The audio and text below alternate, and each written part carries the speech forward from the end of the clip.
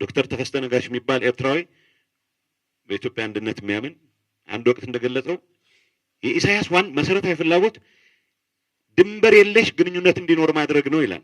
ኢሳያስ ተደጋሚ ይል ነበር። ድንበሩ ግን ከኤርትራ በኩል አለ። ወደ ኢትዮጵያ ኤርትራውያን ወደ ኢትዮጵያ የሚያደርጉት ጉዞ ድንበሩ የለም።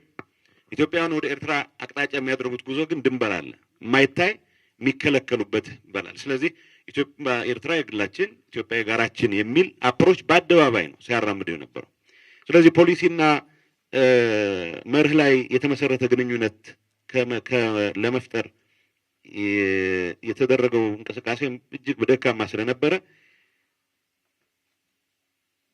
እንዳልኩት ፕሬዝዳንት ኢሳያስ ከኤርትራ ሀገርነት ይልቅ የኤርትራን ሀገርነት መሰረት በማድረግ አካባቢው ላይ አድራጊ ፈጣሪ የመሆን ፍላጎታቸው እጅግ ከፍተኛ ነው። አይሮኒካሊ ደግሞ የህወሓት ጽንፈኛው አመራር ለኤርትራ ነጻነት ከፕሬዝዳንት ኢሳያስ ከራሳቸው በላይ ጥብቅና የሚቆምበት ሁኔታ ነው ያለው።